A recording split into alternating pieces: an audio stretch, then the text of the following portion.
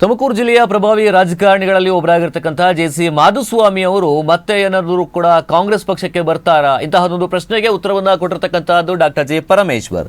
ಮಾಧುಸ್ವಾಮಿ ಕಾಂಗ್ರೆಸ್ಗೆ ಬರ್ತಾರೆಂದು ಭಾರಿ ಚರ್ಚೆ ಆಗ್ತಾ ಇದೆ.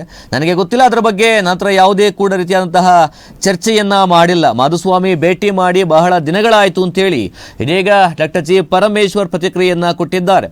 ಬಂದ್ರೆ ಸ್ವಾಗತ ಅನ್ನುವಂತಹದನ್ನ ಕೂಡ ಬಂದ ಮೇಲೆ ನೋಡೋಣ, ಅದ್ರ ಬಗ್ಗೆ ಯಾವಾಗ ಬರ್ತಾರೆ ಆಗ ನೋಡಿರಾಗತ್ತೆ ಎನ್ನುವಂತಹ ರೀತಿಯಲ್ಲಿ ಕೂಡ ಮಾತನಾಡಿರುವಂತಹದ್ದು.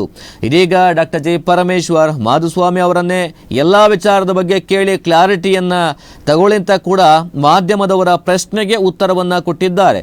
ಅವರನ್ನೇ ಕೇಳಿದ್ರೆ ಕ್ಲಾರಿಟಿ ಬರುತ್ತೆ, ಕ್ಲಾರಿಟಿ ಸಿಗುತ್ತೆ ಅಂತೇಳಿ ಪ್ರತಿಕ್ರಿಯೆ ಕೊಟ್ಟಿರುವಂತಹದ್ದು. ವಿಪಕ್ಷ ನಾಯಕರು ಈ ಒಂದು ವಿಚಾರಕ್ಕೆ ಸಂಬಂಧಪಟ್ಟಂತೆ ಏನು ಬೆಂಗಳೂರಿನಾದಂತಹ ಘಟನೆ ಏನಿದೆ, ಚಿನ್ನಸ್ವಾಮಿ ಕ್ರೀಡಾಂಗಣದಲ್ಲಿ ಆದಂತಹ ಕಾಲ್ತುಳಿತದ ವಿಚಾರಕ್ಕೆ ಸಂಬಂಧಪಟ್ಟಂತೆ ನೇರವಾಗಿ ಗೃಹ ಸಚಿವರು ಕೂಡ ಟಾರ್ಗೆಟ್ ಆಗ್ತಾ ಇದ್ದಾರೆ ಎನ್ನುವಂತಹ ವಿಚಾರಗಳಿಗೆ ಸಂಬಂಧಪಟ್ಟಂತೆ ಮಾತನಾಡಿರುವಂತಹದ್ದು. ಬಿಜೆಪಿ ನಾಯಕರು ಒಂದು ಕಡೆ ಕನಿಕರದ ಮಾತುಗಳನ್ನು ಆಡ್ತಾ ಇದ್ದಾರೆ. ಪರಮೇಶ್ವರ್ ಅವರನ್ನ ಬಲಿಪಶು ಮಾಡ್ತಿದ್ದಾರೆ ಅಂತೇಳಿ ಕೂಡ ಬಿಜೆಪಿ ನಾಯಕರು ಕೂಡ ಹೇಳ್ತಿರ್ತಕ್ಕಂಥದ್ದು.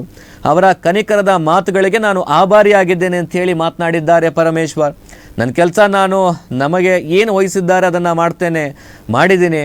ಸರ್ಕಾರ ಸರಿಯಾದ ದಾರಿಯಲ್ಲಿ ನಡೀಬೇಕು ಅಂತ ಮಾಡ್ತಾರೆ. ಪಾಸಿಟಿವ್ ಆಗಿ ತಗೊಳ್ತೀವಿ, ಒಳ್ಳೆಯದೆಲ್ಲ ರೀತಿಯಲ್ಲಿ ನಡೀತಾ ಹೋಗುತ್ತೆ ಅಂತ ಹೇಳಿ ಇದೀಗ ಮಾಧ್ಯಮಗಳಿಗೆ ಪ್ರತಿಕ್ರಿಯೆಯನ್ನ ಕೊಟ್ಟಿದ್ದಾರೆ ಡಾಕ್ಟರ್ ಜಿ ಪರಮೇಶ್ವರ್. ಗೊತ್ತಿಲ್ಲ, ನಮ್ಮ ಹತ್ರ ಏನು ಮಾತಾಡಿಲ್ವ. ಮಾಧುಸ್ವಾಮಿ ಭೇಟಿ ಮಾಡಿ ಭಾಳ ದಿವಸ ಆಯಿತು. ಆ ಪ್ರಶ್ನೆ ಯಾವಾಗ ಬರುತ್ತೆ?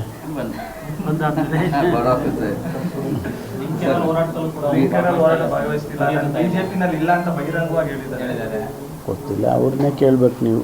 ಇವೆಲ್ಲ ನೀವು ಅವ್ರನ್ನೇ ಕೇಳಿದ್ರೆ ಹೇಳ್ಬಿಡ್ತಾರೆ, ಕ್ಲಾರಿಟಿ ಬಂದ್ಬಿಡುತ್ತೆ ನಿಮಗೆ. ಈಗ ನಾನು ಹೇಳಿ ನಂದೇನೋ ಇಂಡೈರೆಕ್ಟಾಗಿ ಹೇಳಿ ಅವೆಲ್ಲ ಯಾಕೆ? ಡೈರೆಕ್ಟಾಗಿ ಕೇಳ್ಬಿಟ್ರೆ ಅವರೇ ಕ್ಲಾರಿಫೈ ಮಾಡಿಬಿಡ್ತಾರೆ. ರಾಜ್ಯದಲ್ಲಿ ಇತ್ತೀಚೆಗೆ ನಡೆದ ವಿದ್ಯಮಾನ ಸಂಬಂಧ ವಿಪಕ್ಷ ನಾಯಕರು ನಿಮ್ಮ ಮೇಲೆ ಒಂದು ರೀತಿ ಕನಿಕರದ ಮಾತುಗಳನ್ನ ಆಡ್ತಾ ಇದ್ದಾರೆ. ಅವ್ರನ್ನ ಹಿಂದೆ ಇಟ್ಕೊಂಡು ಬೇರೆಯವರು ಇದು ಮಾಡ್ತಾ ಇದ್ದಾರೆ, ಅವ್ರನ್ನ ಬಲಿಪಶು ಮಾಡ್ತಾ ಇದ್ದಾರೆ ಅಂತ. ಇದು ಏನು ಅರ್ಥ ಸರ್? ಇದು ಅವರ ಕನಿಕರದ ಮಾತುಗಳಿಗೆ ನಾನು ಆಭಾರಿಯಾಗಿದ್ದೇನೆ. ನನ್ನ ಕೆಲಸ ನನಗೇನು ವಹಿಸಿದ್ದಾರೆ ಆ ಕೆಲಸವನ್ನು ಮಾಡ್ತೇನೆ. ಆದರೆ ಪಕ್ಷದವರು ಸ್ವಾಭಾವಿಕವಾಗಿ ಟೀಕೆ ಟಿಪ್ಪಣಿಗಳನ್ನು ಮಾಡಲೇಬೇಕಲ್ಲ.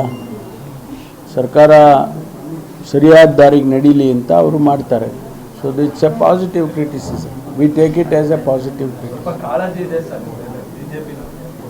ಗೊತ್ತಿಲ್ಲ ನನಗೆ, ಒಳ್ಳೇದಲ್ವಾ? ವಿಜೇಂದ್ರ ಅವರು ಬಂದಾಗ ಅದನ್ನೇ ಹೇಳೋದು, ಗೃಹ ಮಂತ್ರಿಗಳು ನಮ್ಮ ಪರವಾಗೇ ಇದ್ದಾರೆ.